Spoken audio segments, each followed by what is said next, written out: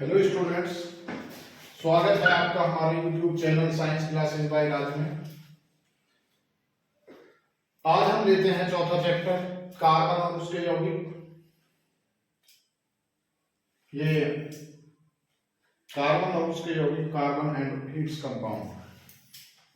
ये कार्बन क्या हो, कार्बन के यौगिक कितने होते हैं, कार्बन क्या होता है, ये अब तक जो हमारी प्रकृति में प्राप्त हैं कार्बन, वो लगभग 1.5 करोड़ से ज्यादा हमारी प्रकृति में कार्बनिक यौगिक हमें अभी तक प्राप्त है। उसका एक कारण ये भी है जो कार्बन है वो बहुत प्रकार के बॉन्ड बनाता है, बंध बनाता है। उसमें हम सबसे पहला लेते हैं कार्बन में सहसंयोजी आबंध, यानी दो परमाणुओं के जो बीच में अष्टक नियम को पूर्ण करने के लिए जो साजित इलेक्ट्रॉन बंध बनाते हैं उसे हम सहसंयोजक या संयोजी बंध कहते हैं। और ये गुण सबसे अधिक होता है कार्बन में। इसलिए कार्बन, और ये जो कार्बन है ये किसी के भी साथ साझेदारी कर लेता है। जैसे हम सहसंयोजक बंध के आपको कुछ उदाहरण बता रहे हैं। जो हमारा H2 गैस बनता है, H हाइड्रोजन का अणु बनता है, वो भी हमारा ये सहसंयोजी बंध के द्वारा ही बनता है, साझेदारी के द्वारा।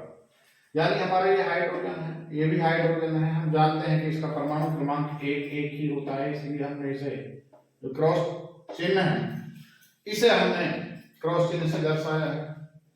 और जब ये किसी को इलेक्ट्रॉन दे देता है तो एक बंध बनाता है, यानी एक इधर से दोनों की साझेदारी से ये इसकी कक्षा पूर्ण हो जाती है। जल के अणु का ऐसे निर्माण होता है, यदि हम ऑक्सीजन का एक अणु लें तो ये एक ही से दे देता है, एक ही से दे देता है। ऑक्सीजन में पहले से 6 होते हैं और एक देता ऑक्सीजन की जो बाहरी कक्षा है वो पूर्ण हो जाती है, 8 हो जाते हैं। ऐसे इस हाइड्रोजन को यदि देखें, एक इससे ले लिया दिया था तो एक ले, जब हाइड्रोजन ने एक इससे दिया है तो एक इससे लेगा भी साझेदारी के लिए।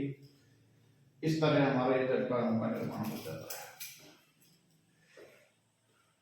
ऐसे नाइट्रोजन है और मीथेन है, नाइट्रोजन है, क्लोरीन है, यानी सबका उसी तरह साझेदारी से हमारी ये जो बाहरी कक्षा पूर्ण होती है, अष्टक नियम का पालन करते हैं। अष्टक नियम का मतलब है कि प्रत्येक परमाणु अपनी बाहरी कक्षा में 8 इलेक्ट्रॉन पूर्ण करने की कोशिश करता है, भले उसे किसी को लेना हो या देना हो। अब यहाँ क्योंकि जितने लेता है इतने ही ये देता है। किसी को ऑक्सीजन ने एक इस हाइड्रोजन से लिया, एक यहाँ दे दिया, एक इस हाइड्रोजन से लिया, एक यहाँ दे दिया, तो ये साझेदारी। कार्बन के अपरूपी हैं ये हीरा और ग्रेफाइट, रंगीन पदार्थ हैं, भारी और कठोर विद्युत के कुछ। ये भारी, बहुत ज्यादा भारी होता है जो हीरा है, कठोर भी होता है, विद्युत का कुचालक भी होता है। तो यदि हम इसके उपयोग की बात करें तो आपने देखा होगा जो हीरा है उससे हम अंगूठी या आभूषण वगैरह में से प्रयोग किया जाता है। दूसरा आपने देखा होगा जो संगमरमर, पत्थर या इस तरह के काटने का चाकू होता है उसमें भी हीरे का प्रयोग करते हैं और उसी से उसे काटते हैं। ऐसी ग्रेफाइट है, ये भी भूरा काला पारभासी पदार्थ होता है, हीरे से हल्का होता है, मुलायम होता है, चिकना होता है और ये विद्युत का अच्छा चालक परंतु ऊष्मा का कुचालक होता है। तो बेटा चलिए आगे बढ़ते हैं। जो कार्बन और इसके कंपाउंड है, इसमें कार्बन की सर्वोत्मुखी प्रकृति होती है, यानी versatile nature of carbon. Versatile nature का मतलब है कि कार्बन यौगिक बड़ी संख्या में बनते हैं, यानी कार्बन बहुत बड़ी संख्या में जो अपने यौगिकों का निर्माण करता है। उसके कई सारे कारण हैं। सबसे पहला है श्रृंखलन। कैटेनेशन। दूसरा है कार्बन की 4 संयोजकता होती है, जो वैलेंसी है कार्बन की वो 4 होती है। तीसरा, इसमें बाहुल बंध बनाने की प्रवृत्ति होती है। जो बॉन्ड है ये मल्टीपल बॉन्ड बना सकता है, सिंगल बॉन्ड भी बना सकता है, डबल बॉन्ड भी बना, सिंगल बॉन्ड भी बनाता है, डबल बॉन्ड भी बनाता है और ट्रिपल बॉन्ड भी ये बनाता है। अब यदि हम श्रृंखलन पर आए तो जैसे हम, ये भी 2 तरह की होती हैं, एक खुली श्रृंखला और एक बंद श्रृंखला, ओपन एंड क्लोज। यदि हम खुली की बात करें, जैसे C single bond C single bond C single bond C, से कहीं तक भी खींच सकते हैं, इधर ले जाएं इधर ले जाएं सी, कहीं भी। और जो ये बचते हैं ये या तो यहाँ हाइड्रोजन लगाते हैं, तो इसके बॉन्ड बचते हैं, जैसे मान लीजिए ये है इस तरह, तो इस तरह ये सिंगल बॉन्ड है, सिंगल बॉन्डों के द्वारा जोड़ा गया है, कहीं तक भी इसे हम ले जा सकते हैं, कहीं भी सी जोड़ सकते हैं, तो ये खुली श्रृंखला है। और यदि हम बंद श्रृंखला की बात करते हैं, सी है, ये भी सी है, यहाँ से ये हमने सी ले लिया, ये भी सी ले लिया, चाहे तो इसे यहाँ बंद कर दें सी, यानी इसे कैसे भी कहीं भी घुमा सकते हैं, बंद श्रृंखला हो जाएगी। इसकी संयोजकता 4 होती है। क्यों होती है 4?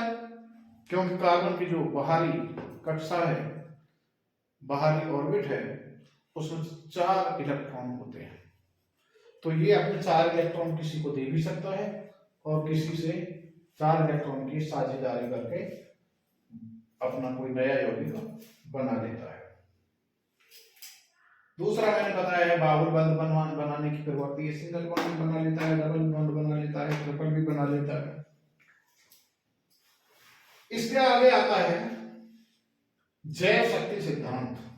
बर्जीलियस का जैव शक्ति सिद्धांत है। बर्जीलियस एक साइंटिस्ट थे, तो इन्होंने बताया था कि जो कार्बन का निर्माण है वो केवल, कार्बन का निर्माण केवल जीवों के द्वारा ही संभव है। लेकिन आगे चल के ऐसा नहीं हुआ, तो उन्होंने ये बताया कि जो कार्बन का निर्माण है वो केवल जीवों के द्वारा, जीवों के कारण ही हो सकता है। लेकिन इसका फिर आगे अंत कर दिया वो। तो बेटा हम चलते हैं जैव शक्ति सिद्धांत का अंत। जो फ्रेडरिक वोलरिक वैज्ञानिक हुए थे, उन्होंने 1828 में ये अमोनियम सल्फेट और पोटेशियम साइनेट दोनों को एक साथ गर्म किया और यहां से इन्हें अमोनियम साइनेट प्राप्त हुआ, और जो पोटेशियम है इसलिए सल्फेट के साथ आ गया। फिर इन्होंने दोबारा से उसी अमोनियम साइनेट को दोबारा से गर्म किया और यहां से इन्हें यूरिया प्राप्त हुआ। तो इस प्रकार इसका अंत हो गया। जो जैव शक्ति सिद्धांत वाले वैज्ञानिक थे बर्जीलियस, उनकी थ्योरी यहाँ फेल हो गई, क्योंकि उन्होंने इसे प्रयोगशाला में जो दो ये अमोनियम सल्फेट और पोटेशियम साइनेट थे, इनकी सहायता से इन्होंने ये यूरिया का निर्माण कर लिया, और यूरिया भी ये कार्बनिक यौगिक ही होता है। इसके बाद आते हैं हम आगे कार्बनिक रसायन, यानी ऑर्गेनिक केमिस्ट्री। ये ऑर्गेनिक केमिस्ट्री क्या होती है? इसमें जो भी हमारे कार्बनिक यौगिक हैं वो सभी कार्बनिक यौगिक इसमें आते हैं, और इसमें केवल कार्बन के द्वारा जो बनाए गए हैं या कार्बन हाइड्रोजन के द्वारा बनाए गए हैं वो, और इसके अतिरिक्त क्लोरीन, हेलोजन तत्वों के साथ, नाइट्रोजन के साथ, सल्फर के साथ, यानी इनके साथ भी कुछ यदि लगे हुए हैं तो वो भी इस ऑर्गेनिक केमिस्ट्री में ही आते हैं। आगे आते हैं हाइड्रोकार्बन में। हाइड्रोकार्बन क्या है? यानी ऐसे यौगिक जिसमें कार्बन के साथ साथ हाइड्रोजन भी जुड़ा हो, उन सभी को हाइड्रोकार्बन कहते हैं। और उसके अतिरिक्त भी अभी मैंने बताया क्लोरीन, सल्फर, ये भी हमारे हाइड्रोकार्बन में ही आते हैं। अब ये जो हाइड्रोकार्बन है इन्हें भी दो भागों में बांटा गया है, एक एलिफेटिक हाइड्रोकार्बन और दूसरा एरोमेटिक हाइड्रोकार्बन, जिसे हम बाद में बताएंगे। अब यहां फिर आते हैं, जो एलिफेटिक हाइड्रोकार्बन है इसे भी दो भागों में बांटा गया है। सबसे पहला संतृप्त हाइड्रोकार्बन, सैचुरेटेड हाइड्रोकार्बन। ये सैचुरेटेड हाइड्रोकार्बन क्या होते हैं? सैचुरेटेड हाइड्रोकार्बन रहते हैं क्योंकि मान लीजिए ये जैसे कार्बन है, कार्बन की हमारी 4 वैलेंसी रहती हैं, ये सभी सिंगल बॉन्ड के द्वारा होते हैं। यदि सिंगल बॉन्ड के द्वारा होंगी सभी तो ये हमारा सैचुरेटेड हाइड्रोकार्बन है। जैसे ये जहां ये हम यहाँ भी एच कर दें, यहाँ भी एच कर दें, यहाँ भी एच कर दें, यहाँ ये मीथेन का फॉर्मूला हो गया। या मान लीजिए हमारा डबल भी लेना है, सी या और 2 से ज्यादा भी हो सकता है, 3, 4, 5 कहीं तक भी हो सकता है। तो इन सभी को यदि ये सभी सिंगल बॉन्ड के द्वारा जुड़े होते हैं,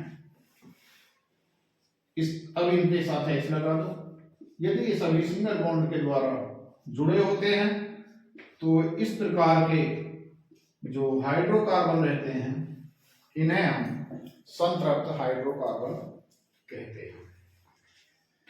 संतृप्त हाइड्रोकार्बन आप लिख सकते हो कि सिंगल बंध द्वारा या बॉन्ड द्वारा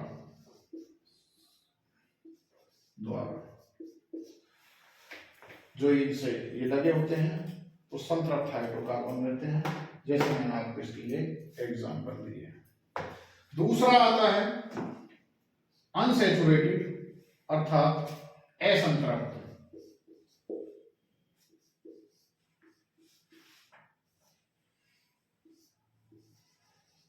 अनसैचुरेटेड हाइड्रोकार्बन,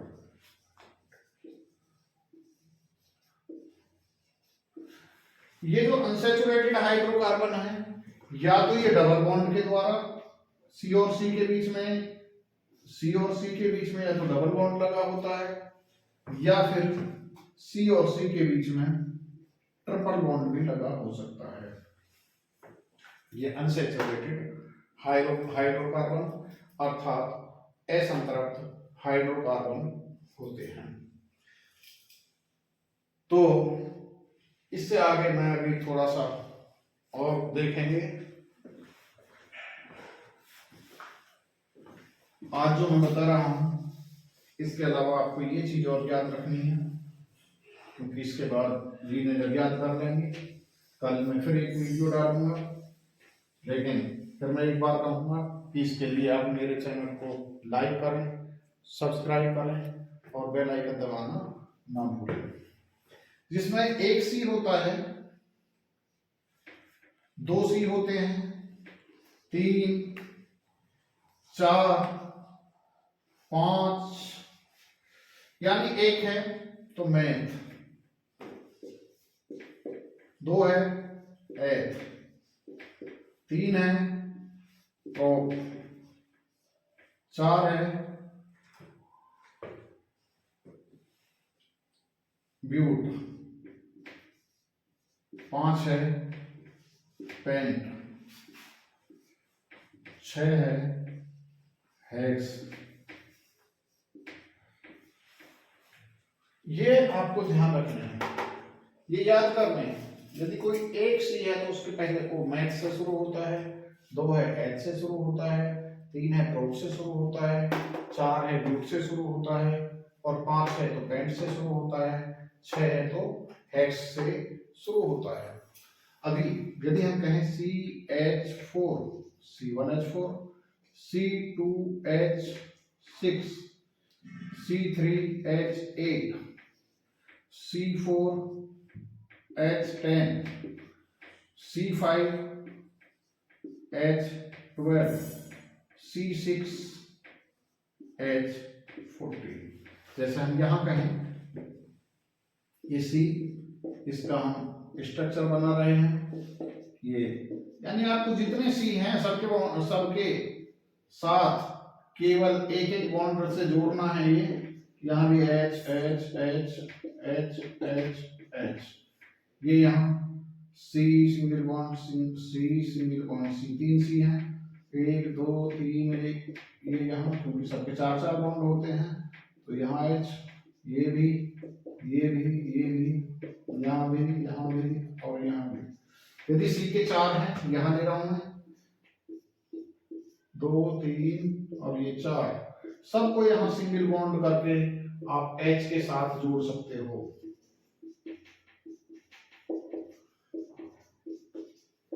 सभी के साथ इसी तरह हम इन्हें जोड़ लेंगे। यदि हम इनके नाम लेते हैं तो मैथ एन जुड़ जाता है इसमें, एन, जब ये सारे सिंगल बॉन्ड के द्वारा जुड़े हों तो मैथेन,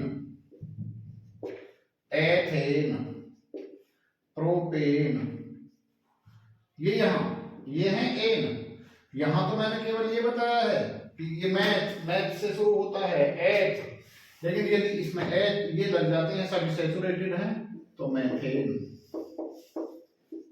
एथेन, प्रोपेन, ब्यूटेन और ये पेंटेन और ये हेक्सेन। तो बेटा आज के लिए इतना ही। तो जाने से पहले मैं एक बार और कहूँगा मेरे चैनल को लाइक करें, सब्सक्राइब करें। ये काफ़ी अच्छा रोमांचक चैप्टर है, यहाँ से आपको बहुत अच्छे से, क्योंकि इसमें IUPAC नाम लिखने के लिए आते हैं, तो IUPAC नाम कैसे लिखे जाएंगे वो मैं आपको कल की वीडियो में बताऊंगा। और जो भी रहा है संभवतः इस चैप्टर को कल समाप्त कर देंगे, आप इसे पूरा कर लेंगे। Thank you.